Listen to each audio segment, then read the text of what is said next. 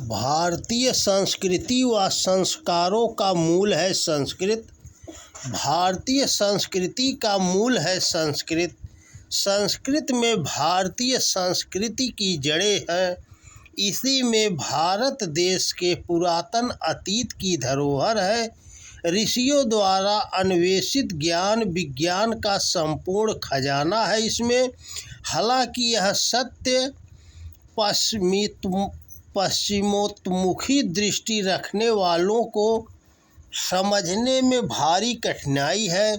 पिछले कुछ महीनों में इन सब ने कई अवसरों पर कई सवाल उठाए।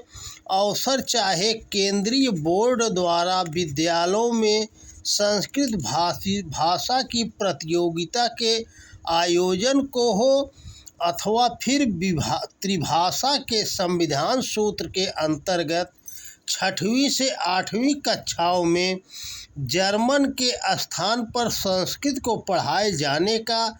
इन सब ने अपनी आपत्तियां जोर शोर से उठाईं। सारे मामले को राष्ट्र के हित व अहित से जोड़ने की कोशिश की गई, जबकि इन पश्चिमी दुनिया के प्रशंसकों को राष्ट्रहित की सीख जर्मनी के विदेश मंत्री फ्रैंक-वाल्टर स्टेनमीयर और चांसलर एंजेला मार्केल से लेना चाहिए, जो अपनी भाषा के प्रति इतने सचेत हैं कि उन्होंने भारत सरकार से पैरवी करके संस्कृत के स्थान पर जर्मन पढ़ाने की अपील कर डाली। सवाल किसी भाषा का नहीं है, वरन राष्ट्रीय अस्मिता व गौरव का है। देश के इतिहास व संस्कृति के परिचय का है, जो सही व सम्यक अर्थों में संस्कृत से ही संभव है।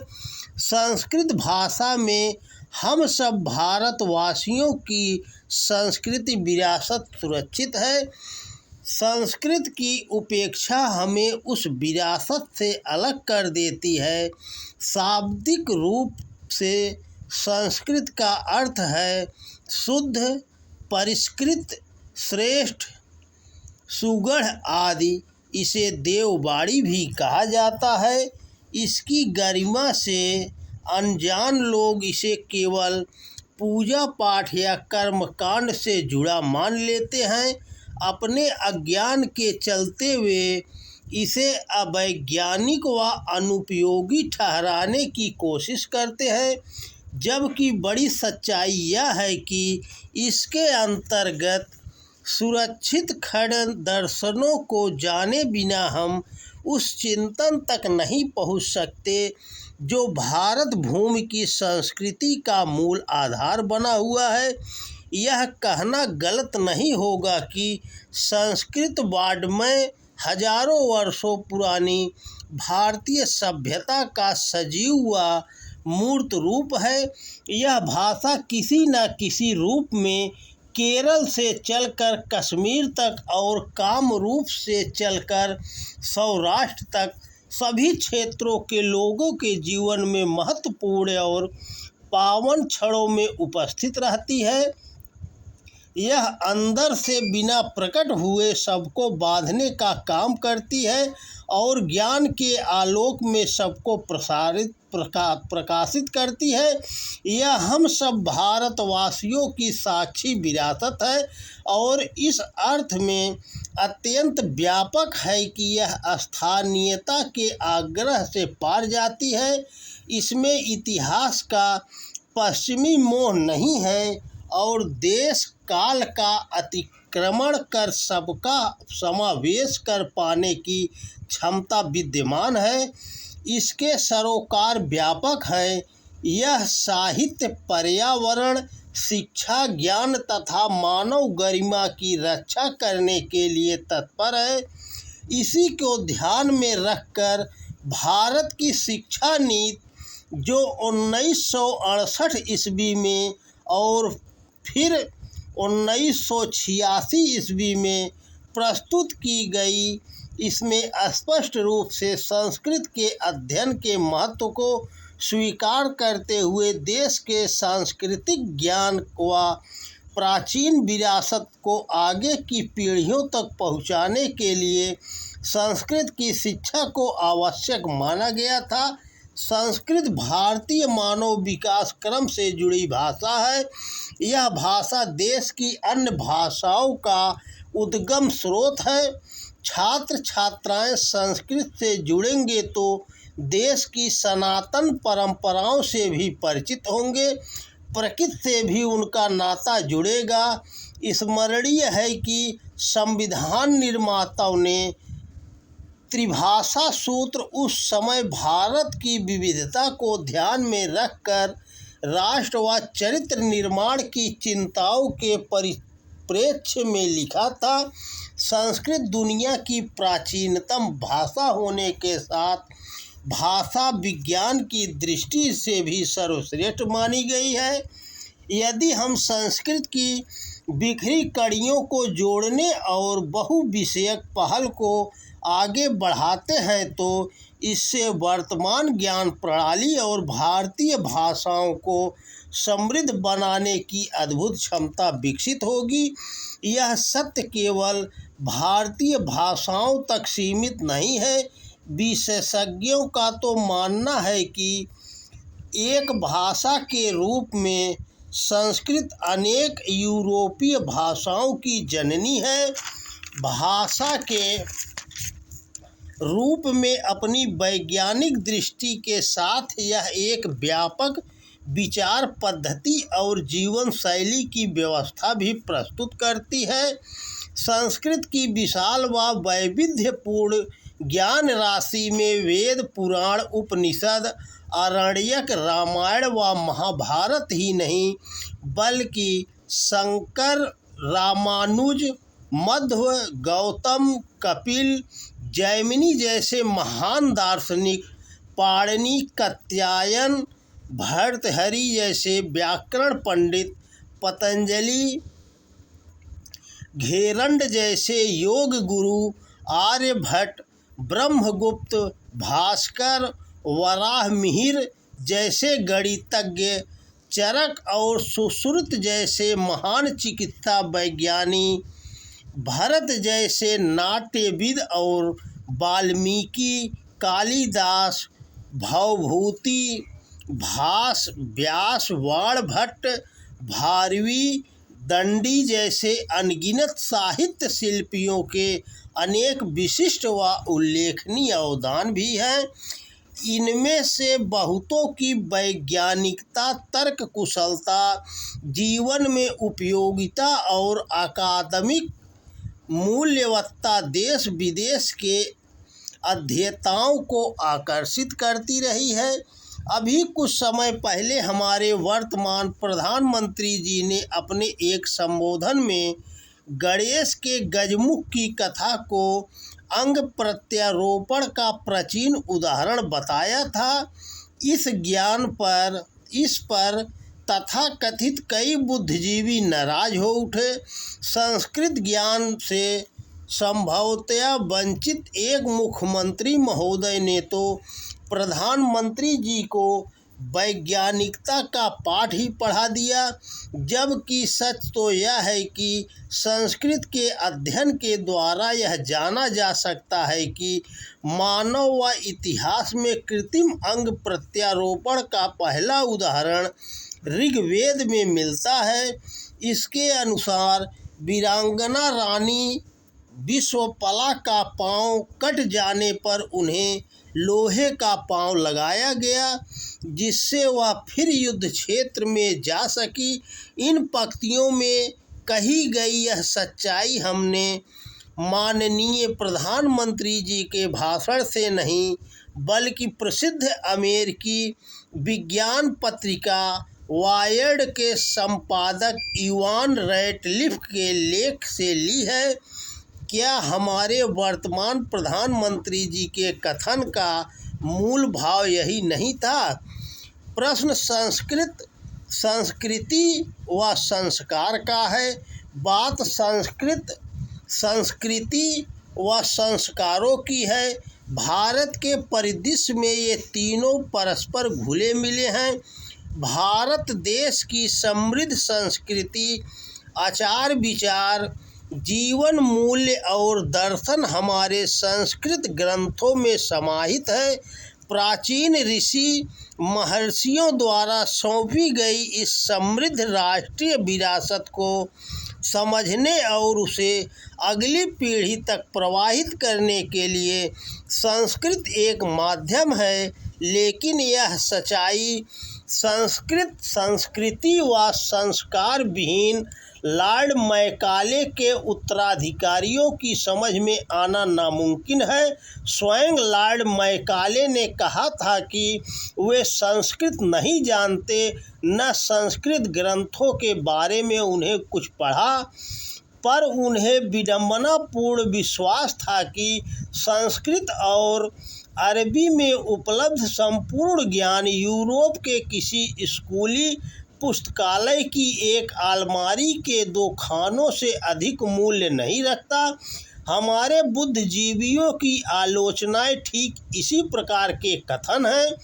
जहाँ तक भाषा की बात है तो यह ठीक है कि वैश्विक बाजार में आज संपर्क भाषा के रूप में अंग्रेजी का वर्चस्व है, किंतु विश्व में सर्वाधिक बोली जाने वाली भाषाओं की स्थिति पर विचार करें तो दुनिया में सर्वाधिक लोग 14.4% मंदारिन का उपयोग करते हैं, जो चीन, ताइवान, सिंगापुर, मलेशिया आदि में रहते हैं।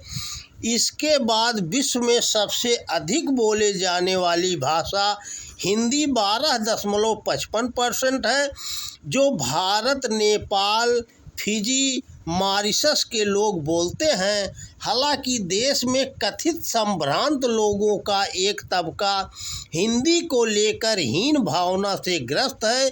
जहां तक अंग्रेजी की बात है तो अंग्रेजी बोलने वालों की संख्या विश्व में केवल 5.43% ही है, और जिस जर्मन भाषा को लेकर पिछले दिनों बहस छिड़ी वह विश्व में बोली जाने वाली भाषाओं में 11वें स्थान पर है, किंतु अपने ही देश में रहने वाले कुछ संस्कार व संस्कृत विहीन लोग इस देश की संस्कृति की संवाहक संस्कृत से कहीं अधिक अन्य भाषाओं को वरीयता देने में लगे हैं।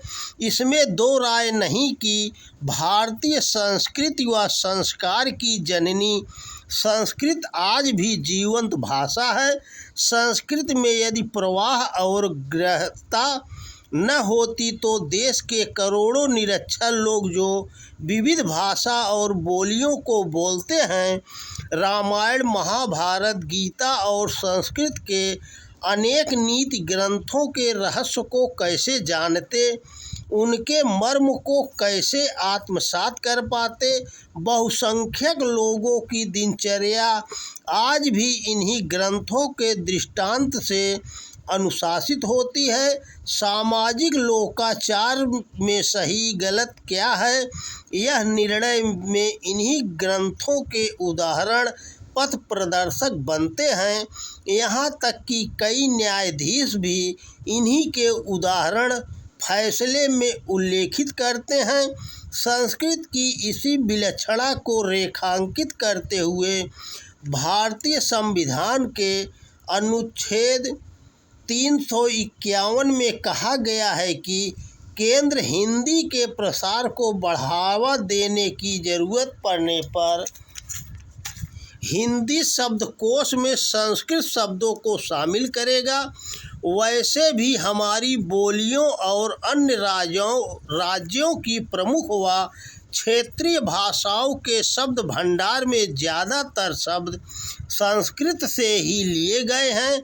संस्कृत की इसी संस्कार जन्य व्यापकता को स्वीकारते हुए राष्ट्रपिता महात्मा गांधी ने 20 मार्च 1926 को हरिद्वार की राष्ट्रीय शिक्षा परिषद में कहा था, संस्कृत का अध्ययन करना प्रत्येक भारतीय छात्र का दायित्व है अपने पूर्वजों को जानने के लिए उन्हें संस्कृत सीखनी चाहिए। संस्कृत भुलाने का विदेशी षड्यंत्र, लेकिन यह विडंबना ही है कि कालांतर में संस्कृत शैक्षिक पाठ्यक्रमों से विलोपित की जाती रही। नकारात्मकता के बीज तत्व शिक्षा नीति में डालना मैकाले का सर्वप्रमुख उद्देश्य था, इसीलिए उसने अंग्रेजी को पढ़ने पढ़ाने पर उतना जोर नहीं दिया जितना संस्कृत और भारतीय भाषाओं के महत्व को अस्वीकारने पर दिया। मैकाले मिनट्स में लिखा है, यदि आप भारत में ऐसी युवा पीढ़ी का निर्माण करना चाहते हैं जो न केवल अपनी संप्रभुता और सांस्कृतिक विरासत से पृथक हो, बल्कि उसके प्रति घृणा के भाव उसमें पनप आए, तो इस मकसद के लिए ज़रूरी है कि उसे संस्कृत व अन्य भारतीय भाषाओं में अध्यापन न कराया जाए, क्योंकि संस्कृत ऐसी भाषा है जो एक देशवासी को अपनी सनातन परंपरा और राष्ट्रबोध के प्रति चैतन्य बनाए रखती है। नतीजतन उसे अंग्रेजी शिक्षा देनी चाहिए और इस भाषा के माध्यम से पढ़े युवक को ही ब्रिटिश सत्ता की प्रशासनिक व्यवस्था में भागीदार बनाना चाहिए। एक एजेंडे पर ब्रिटिश सहयोगियों ने कुटिलता से भारत की ज्ञान परंपरा पर हमला तेज किया। संस्कृत व सांस्कृतिक धरोहरों आम जन के लिए महत्वहीन हो जाए, इस दृष्टि से संपूर्ण प्राचीन संस्कृत साहित्य को आध्यात्मिक व कर्मकांडी साहित्य की संज्ञा देकर ज्ञान विज्ञान के मंत्रों को पूजा की वस्तु बना देने की रणनीति चल दी। इन धूर्त उपक्रमों को हमने अंग्रेजी की कृतज्ञ उपलब्धि मान लिया, जबकि हमारे उपनिषदों में ब्रह्मांड के रहस्यों को जानने की जिज्ञासाएं हैं। रामायण व महाभारत ऐतिहासिक कालखंडों के सामाजिक, भौगोलिक, राजनीतिक, आर्थिक विकास व युद्ध कौशल के वस्तुपरक चित्रण है। गीता नैतिक आत्मबल का सटीक चित्रण है। 18 पुराण ऐतिहासिक क्रम में शासकों के समय काल की गाथाएं हैं। मनुस्मृति, विदुर नीति और कौटिल्य का अर्थशास्त्र वर्तमान शासन व्यवस्थाओं के संविधान है। वात्स्यायन का कामसूत्र अर्थ और काम विषयक अद्वितीय मौलिक ग्रंथ है। चार्वाक दर्शन ने ऐसा प्रत्यक्षवाद दिया जो समस्त ईश्वरीय और कर्मकांडी अवधारणाओं को नकारता है। यही आधुनिक भौतिकता है जो चार्वाक के ही सिद्धांत सुख के लिए ऋण लेकर भी घी पीना पड़े तो पीना चाहिए पर आधारित है। इसी के आधार पर पश्चिम अर्थशास्त्री एडम स्मिथ ने मौजूदा आर्थिक दर्शन रचा, जिसका परचम पूरी दुनिया में नव उदारवाद के बहाने फहराया जा रहा है। संस्कृत के माध्यम से आम जन में आत्मसात होने वाले संस्कारों के ये ऐसे उपाय थे जिन्हें आचरण की थाती बनाकर बहुसंख्यक लोगों ने प्रकृति संपदा के असीमित उपयोग और माया के मोह से शताब्दियों तक दूरी बनाए रखकर प्रकृति की देने को असूक्ष्म बनाए रखा। मानव समुदाय को संस्कारित करने में भाषा की क्या भूमिका हो सकती है, इसे विख्यात पश्चिमी दार्शनिक लुडविग विटगेन्स्टाइन ने बेहतर ढंग से परिभाषित करते हुए कहा था, भाषा हम बनाते हैं और भाषा को हम बदलते भी हैं, किंतु मात्र इतना ही सच नहीं है, भाषा भी हमें बनाती है और बदलती है। संस्कृत भाषा ने भारत देश को संस्कृति व संस्कार दिए हैं। संस्कृत को खोने का मतलब है भारत का अतीत खोना, अपनी अस्मिता खोना और अकूत ज्ञान राशि से हाथ धो बैठना। संस्कृत की ज्ञान राशि की यह विशेषता है, उसमें अद्भुत किस्म की बहुलता और विचारों का प्रजातंत्र है, जिसमें विविधता का आदर और स्वीकार है। संस्कृत की इन्हीं विशेषताओं को परखकर भारत के प्रथम प्रधानमंत्री पंडित जवाहरलाल नेहरू ने कहा था, अगर मुझसे पूछा जाए कि भारत का सबसे बड़ा खजाना और श्रेष्ठतम विरासत क्या है, तो मैं असंदिग्ध रूप से यही कहूँगा कि संस्कृत भाषा और साहित्य और जो कुछ उसमें है, यह हमारी उत्कृष्ट विरासत है और जब तक यह जीवित है हमारे सामाजिक जीवन को प्रभावित करती रहेगी, तब तक भारत की मेधा अछूड़ रहेगी। यह तय है कि संस्कृत के माध्यम से ही हम सही अर्थों में व्यापक राष्ट्रहित साधने में सफल हो सकते हैं।